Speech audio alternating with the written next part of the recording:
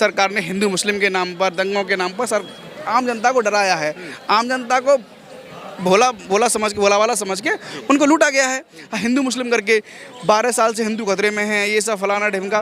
तो मेरा ऐसा कहना है कि भाई 12 साल से आप सरकार में हैं, 12 साल से जो निकम्मी सरकार हिंदुओं को खतरे से बाहर नहीं निकाल पाई, अब मैं कैसे भरोसा कर लूँ कि सरकार आगे से हिंदू को बाहर निकाल दे, खतरे से नहीं निकाल पाएगी। तो मेरा भाई ये है कि जो धर्मेंद्र प्रधान है उसकी देखभाल में हम जो लोग वो कहते थे कि भाई मैं भी चौकीदार, तो भाई इतने चौकीदार थे आपने जब सरकार, जो मोदी जी चुनाव लड़े, तो आप देखिए हर वक्त लगा स्टेटस मैं भी चौकीदार। तो मेरा आपके माध्यम से उन सभी चौकीदारों को पूछना है कि आप चौकीदार थे, पेपर लीक कैसे हुआ? आप चौकीदार थे, राम मंदिर का चंदा कैसे चोरी हो गया? अभी राम मंदिर का चंदा चोरी हो गया, चौकीदार बैठे ही रहे। भाई राम मंदिर में कहते थे कोई जाता नहीं, कोई सभा वाले नहीं जाते, कांग्रेस वाले नहीं जाते, लेफ्टिस्ट नहीं जाते। अब भाई राम मंदिर में कोई गया नहीं, अकेले बीजेपी वाले गए, और चंदा किसने चुराया? बीजेपी वालों ने चुराया चंदा। अब वो सब इस बात का जवाब क्यों नहीं देते? और आपके चैनल के माध्यम से एक मैं बड़ी अपील करना चाहता हूँ, आपके चैनल के माध्यम से। मैं डेली प्रोटेस्ट में आ रहा हूँ, मैं 6 को आया था, उसके बाद 21 के माध्यम से आया।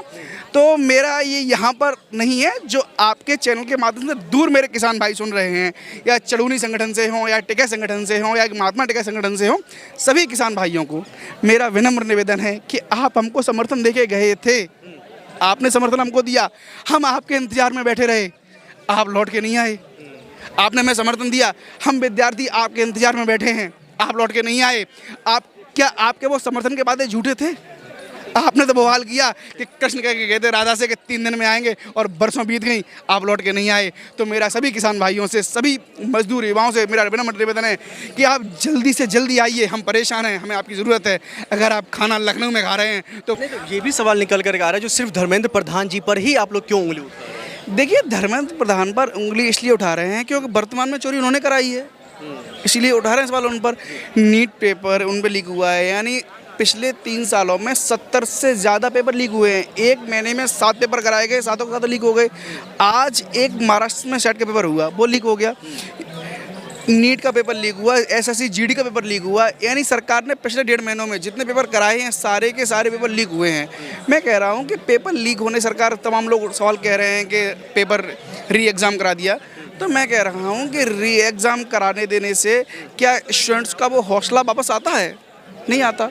सर, 13 स्टूडेंट ने सुसाइड किया, हालांकि सुसाइड करने का मैं समर्थन नहीं करता हूँ, उनका विरोध करना नहीं करना चाहिए, हालांकि हौसला रखें। सुसाइड किया, क्या रीनेट कराने उनकी ज़िंदगी वापस आ जाएगी?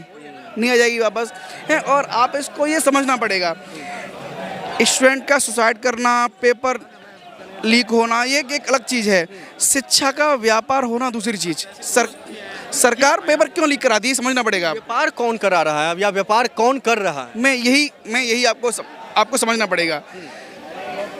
पेपर लीक कराना, पेपर बेचना सरकार द्वारा, सरकार में छुपे नकल माफिया द्वारा एक व्यापार चल रहा है। ये सरकार क्या करती है कि सरकार ने कोई एक एग्ज़ाम कराया, तो सरकार के जो माफिया लोग हैं या जो नकल माफिया लोग हैं वो सिस्टम में हैं, उनको 100 पेपर बेचने हैं या 500 पेपर बेचने हैं, तो वो 10 लाख 20 लाख करोड़ों में पेपर बेचते हैं। वो पेपर बेचते हैं, जब वही पेपर ज़्यादा लोगों पर पहुँच जाता है, जब तो लीक मान लिया जाता है।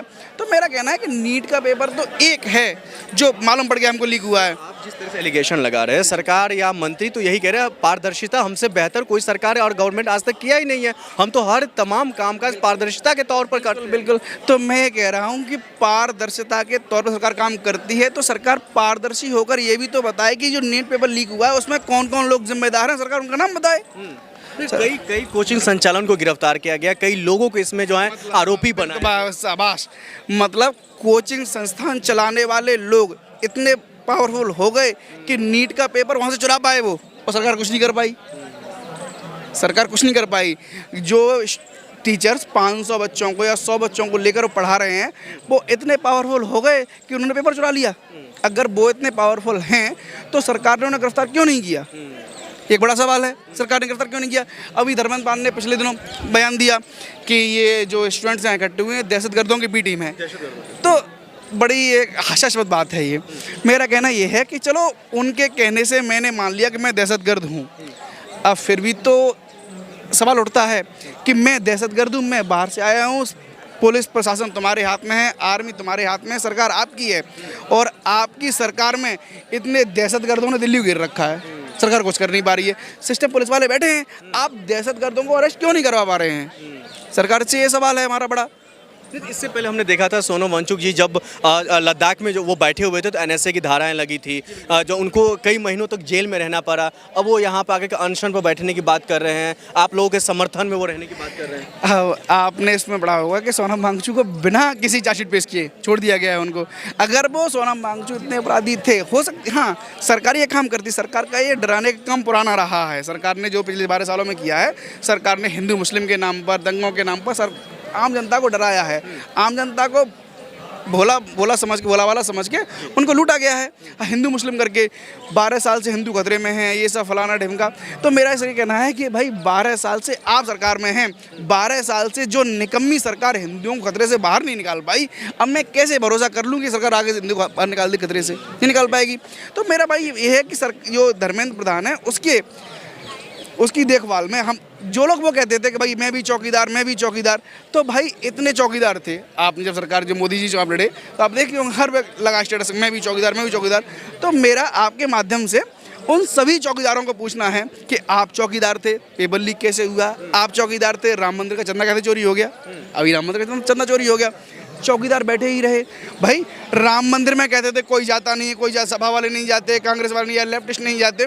अब भाई राम मंदिर में कोई गया नहीं, अकेले बीजेपी वाले गए, और चंदा किसने चुराया? बीजेपी वालों ने चुराया चंदा। अब वो सब इस बात का जवाब क्यों नहीं देते? और आपके चैनल के माध्यम से एक मैं बड़ी अपील करना चाहता हूँ, आपके चैनल के माध्यम से। मैं डेली प्रोटेस्ट में आ रहा हूँ, मैं 6 को आया था, उसके बाद 21 के माध्यम से आया।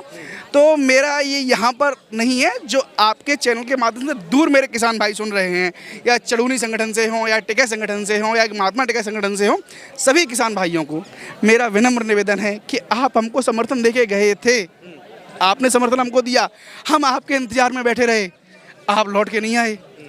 आपने हमें समर्थन दिया, हम विद्यार्थी आपके इंतजार में बैठे हैं, आप लौट के नहीं आए। क्या आपके वो समर्थन के वादे झूठे थे? आपने तो बवाल किया कि कृष्ण कह के गए थे राधा से कि 3 दिन में आएंगे, और बरसों बीत गई, आप लौट के नहीं आए। तो मेरा सभी किसान भाइयों से, सभी मजदूर युवाओं से मेरा विनम्र निवेदन है कि आप जल्दी से जल्दी आइए, हम परेशान हैं, हमें आपकी ज़रूरत है। अगर आप खाना लखनऊ में खा रहे हैं तो रात दिल्ली में आके धोइए, हमें बहुत ज़रूरत है। इसका धन्यवाद।